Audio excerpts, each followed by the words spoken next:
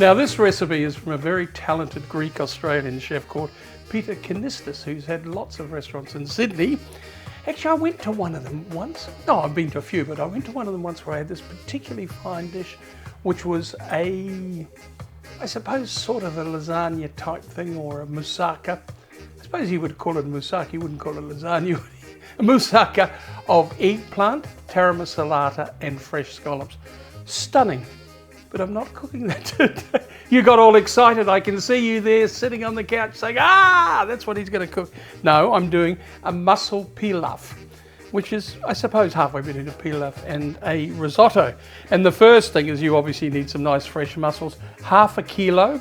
And I took the beard off and I put them in water and opened them. And I'm keeping the stock, which is here. And I want 1.5 cups of stock all up. But make sure when you pour it off, that you leave any sediment behind. See the sediment there? We don't want that because that's obviously sand. But we do want 1.5 cups, a little bit more, which we can pop up with chicken stock. What I've got here, just a pinch of saffron threads, very expensive saffron threads, which I've just toasted just lightly in a hot pan. So don't walk away because the stuff's too bloody expensive to leave sitting around. So keep an eye on it, won't you, please? And what I've also got on now, I'm starting the pilaf, I've got 75 mils of olive oil, and I also have 1 medium onion, which I've chopped pretty finely. And we're just going to cook that, and we're going to cook that until it's golden. So keep a real careful eye on that. And once again, don't walk away. This is one of those kind of dishes you need to hang around a bit. All right, guys, it's got a nice golden colour. What we then add is 1 cup of risotto rice. I'm just using a Borio, but you can use any risotto rice. And I just want you to mix it for me like you do a risotto, just so that it gets all covered in that beautiful olive oil and onion.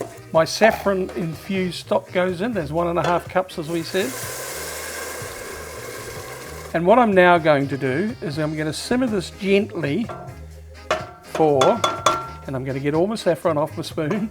It's too expensive to leave on the spoon, guys. I'm going to simmer this gently for 10 or 12 minutes, and then we'll come back and finish it. So it's not a complicated dish, and it's not like a risotto that you have to worry about adding a bit of stock and stirring and adding a bit of stock and stirring and adding. I'm starting to look like Jamie Oliver. This is the kind of thing he does, doesn't he?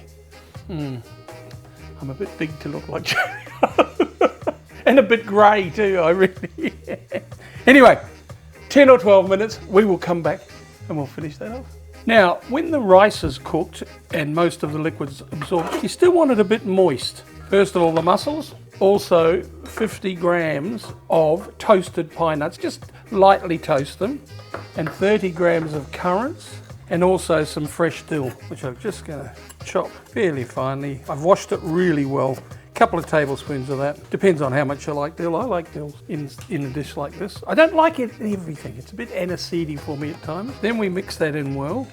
A fresh tea towel on the top. It has to be nice and clean, just like that, onto the top. Now that just absorbs any extra moisture. A lid on top of that, and we'll leave that for about 12 minutes and it should be ready. Now I've got everything in it, haven't I? Yes, I'm just double checking.